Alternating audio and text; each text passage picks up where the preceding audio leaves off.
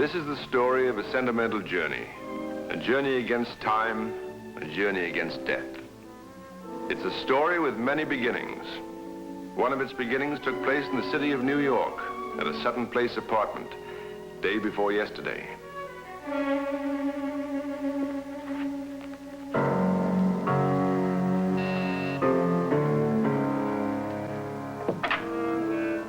Yes?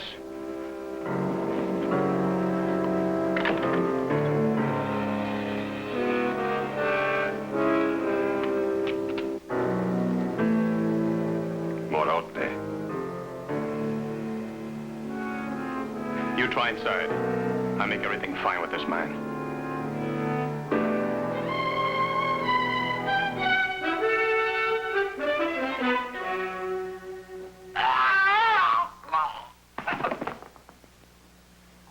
You ought to grow some manners, Leeds. Like knocking. I had a lousy childhood. No little advantages, you know. Buenas tardes, senor. You won't get anywhere killing me. What's the matter? The ulcer's acting up again, compadre? You kill me without getting the papers. You know what they're going to do to you. Tell him, Martinez. We know now where the papers are at. Oh, sure you do. Like you know the middle names of all the American presidents. Inside the cushion of that chair. The one you're sitting on. You boys make a great comedy team.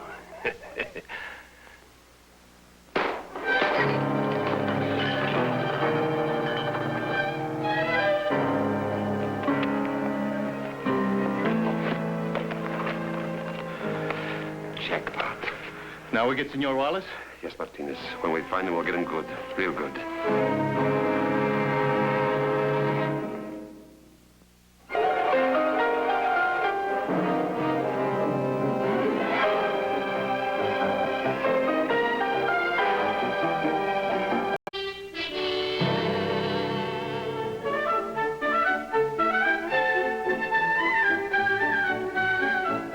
The murder was on Wednesday afternoon. I never knew the man, but because of his death, I was invited to the ballet on Thursday. My host had sent a ticket by messenger that morning.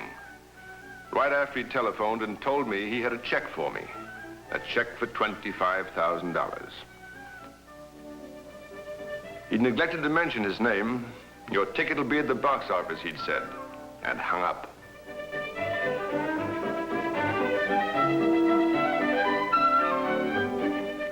Good of you to meet me here. They'd never think to find me here. You have a very persuasive manner on the telephone.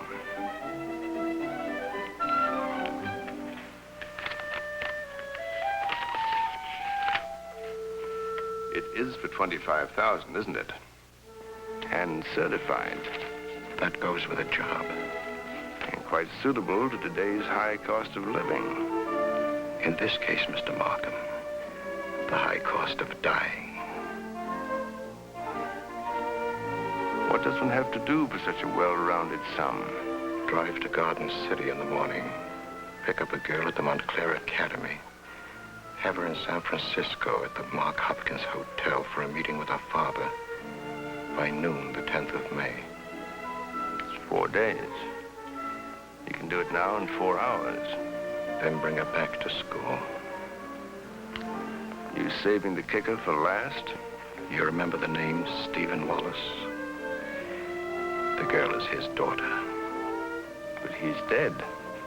Am I? Not quite yet. At least not till I've seen Laura once more. You read the papers this morning about a man named Marotti.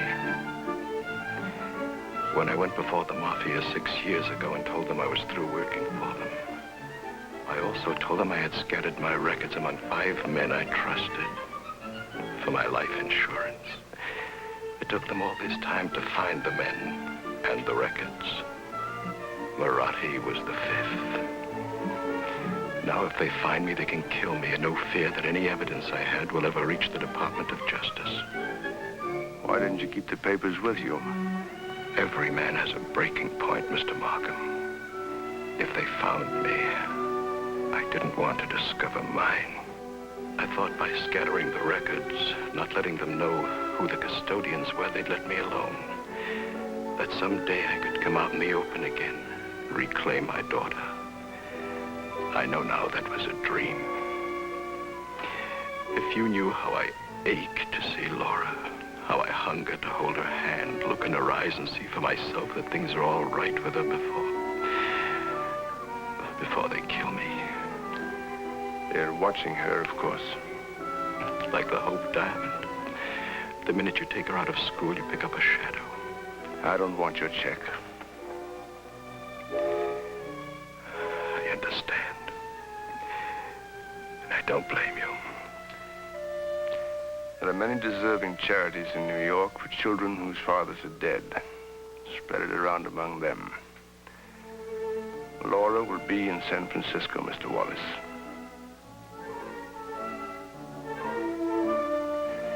And now, shall we watch the belly?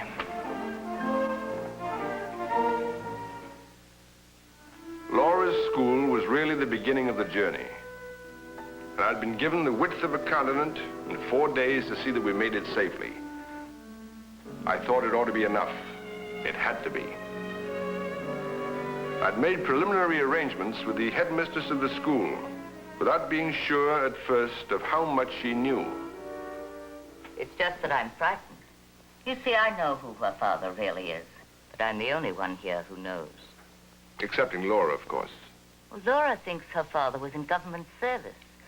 She has no idea he was the underworld's leading attorney. And you certainly mustn't tell her, or what his situation is now. But it's going to be ticklish explaining some of the things we might have to do in order to get to him without being followed. I think you're equal to it. Oh, I'm sending one of our teachers with Laura, Miss Hastings. She's very close to the girl. She'll act as a tutor and... Chaperone. You know, all at once, I'm more worried about Miss Hastings than about Laura. And perhaps you'd better come with us. Ever since he left her here, I've seen them out there. They sit in big cars and watch. When the police come, they drive away. They come back. They always come back. People just don't know what goes on in this world, do they, Mr. Markham? Isn't it better that way? Godspeed, Mr. Markham. Thank you. Is Laura, Mrs. Harding? Come in, dear. This is Mr. Roy Markham, Laura, an old friend of your father's. How do you do, Mr. Markham? How are you? It's all right with you if she calls me Roy once in a while? Is this your only bag? Well, Mrs. Harding told me to take just the one. Well, that's good. We have to travel light. Miss Hastings, Mr. Markham. How do you do? Mr. Markham. There'll be a car here 10:15 to pick up these bags. I don't understand. Please don't try. I'll see you next week. Goodbye. Bye. Goodbye, Mrs. Harding. Goodbye, Laura.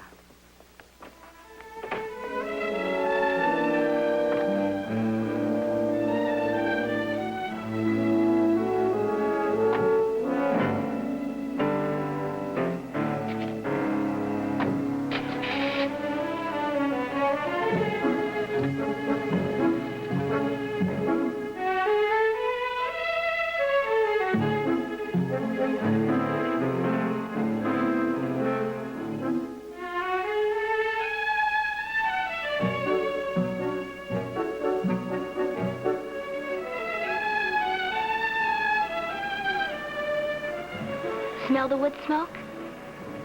Isn't it sad people get so little out of the common things of life? Magic things, really.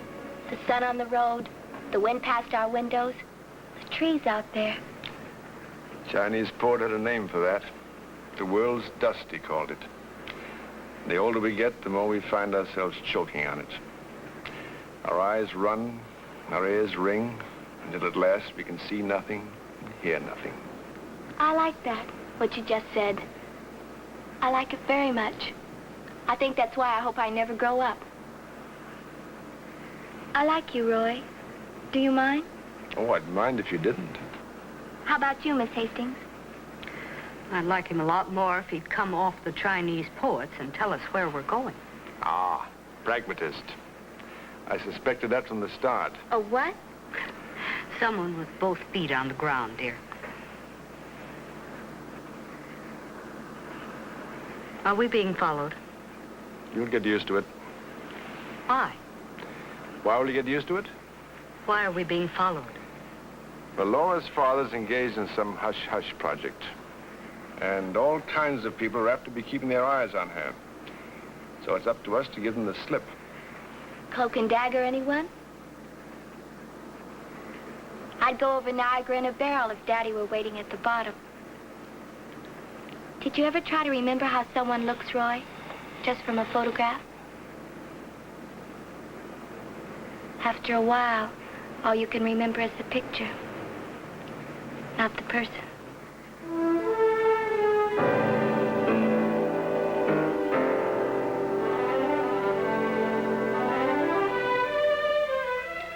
At International Airport, our newfound friends were still with us.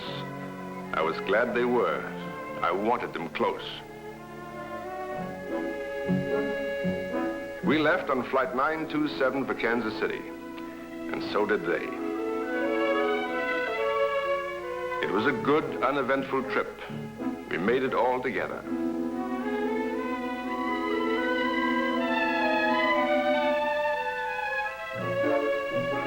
All we had to do was act like ourselves, 3 people on a holiday, and let them follow us.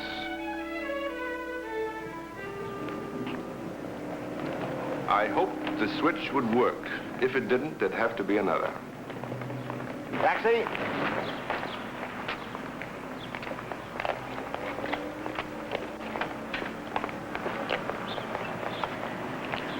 Do you know the Oakwood Airport? The private one across the river in Kansas City, Kansas? Yes. Sure do. Will this cover it? That'll cover 2 weeks in Las Vegas, miss.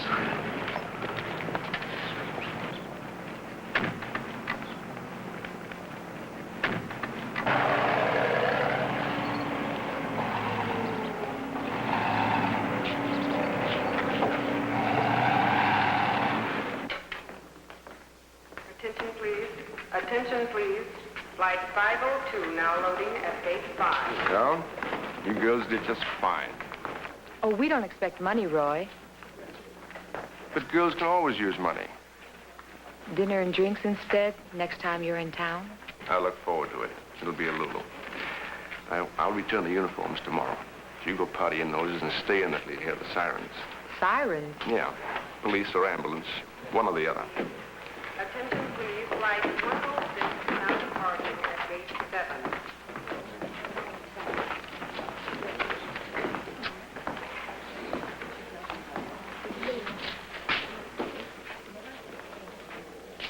Attention, please. Attention, please. Flight 106 now departing at gate 7. Immediate departure. Good afternoon, gentlemen. Nice flight? I have a deal to propose over here.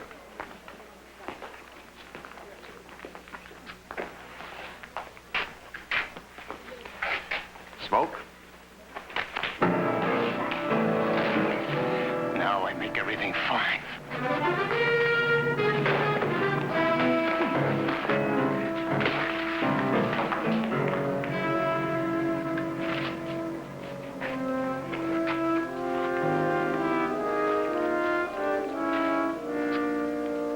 Last call for flight 106. Now leaving immediately. Gate 7.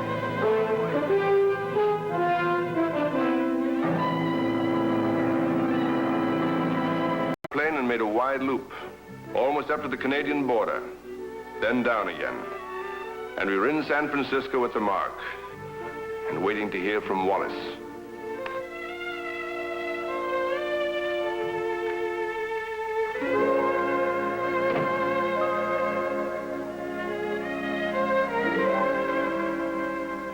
Where? You see, a girl has a right to worry about her suitcase. Some of us keep our true personalities in them. You mean I've been carrying that personality around, didn't even know it?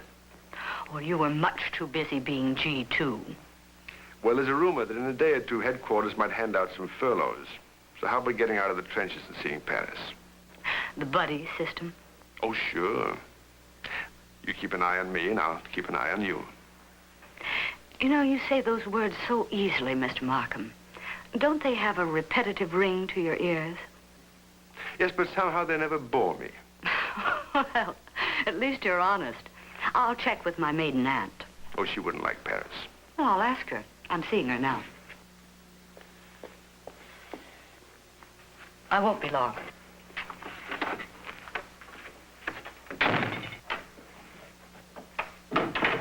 You have any old cigarette butts?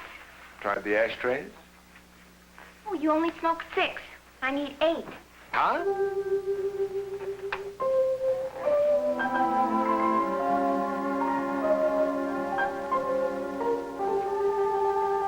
See? I need 2 more.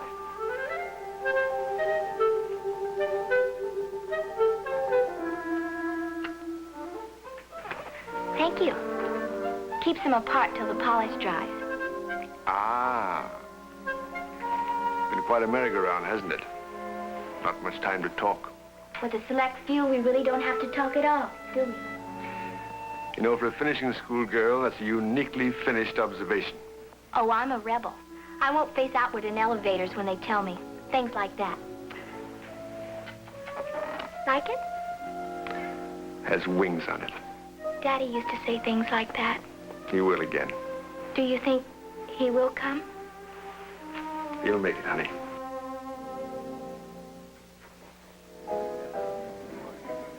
Mr. Leeds? Yes, won't you sit down? I can only stay a minute.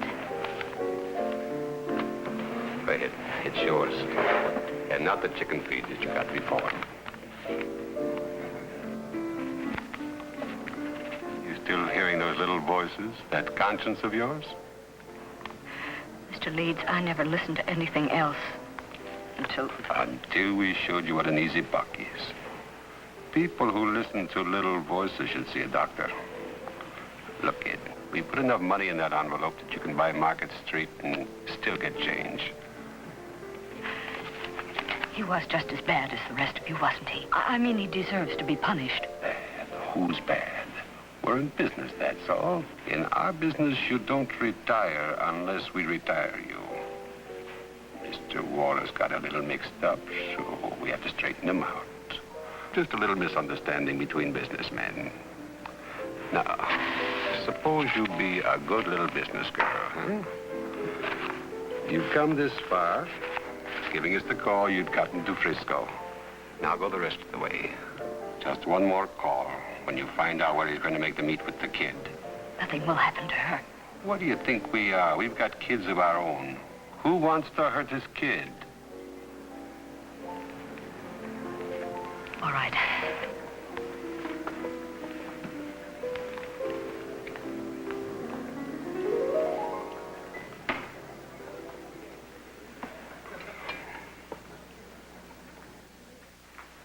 There. All finished.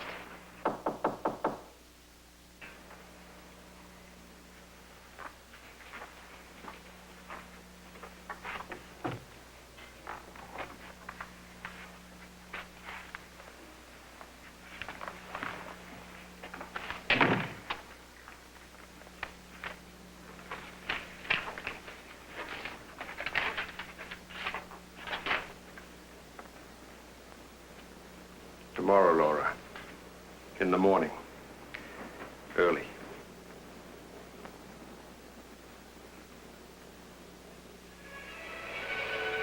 Up in the old 1849 gold country, a ghost town halfway to Sacramento. That was to be the end of the rainbow for Laura. And to her, there'd never been a town so beautiful.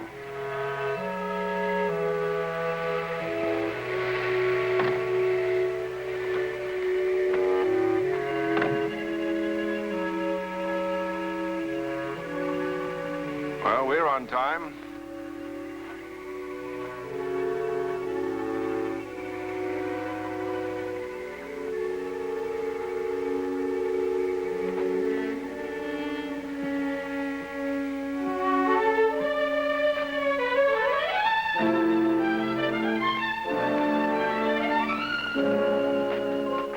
Daddy! Daddy! Oh, oh, Daddy! Oh. Wait till I tell the girls where I found my father. Oh, you look fine, honey. fine. It's so lovely. You'll be a beautiful woman, Laura. I can't tell you how proud that makes me. What are you doing here? Oh, a little prospecting. Is that what the government's got you doing? Well, prospecting's important. Oh, Laura, forgive me for bringing you way out here, but I had to see you. Oh, it's all right, Daddy. It's all right. There's so much to say.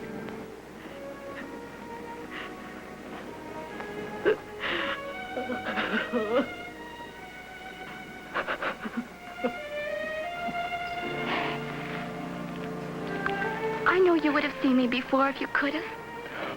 All those Christmases, Laura. Your birthdays. You look so tired. Mr. Wallace! Down the road.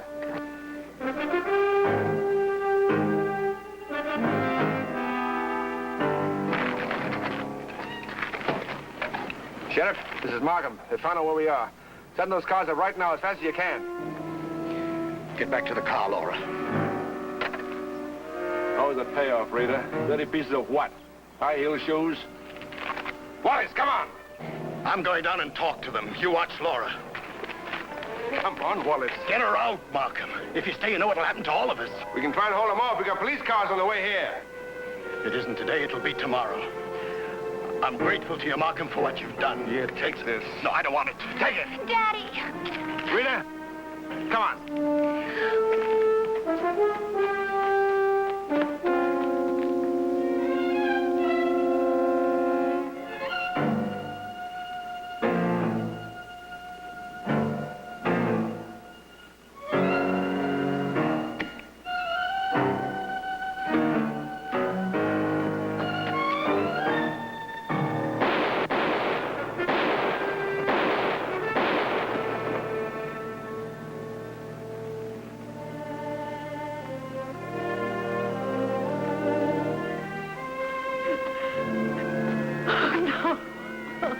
They killed him, didn't they?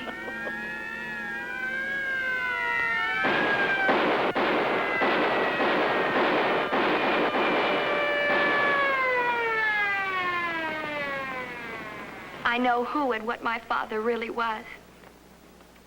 I've known it for a long time, and I've learned to live with it. I know everything about him and everything he did. But he was man enough to rise above it. He turned his back on his past, even though it meant we couldn't be together. I might not have had a father in person, but I had a wonderful person for a father. He stood there with those men coming, and he looked at me. I'll never forget the look in his eyes. Never. He was that brave.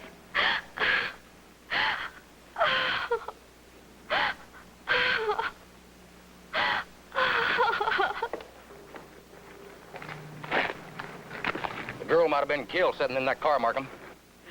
If you asked her, I think she might have preferred it that way. He only got nicked in the shoulder. He fell on an ice pick.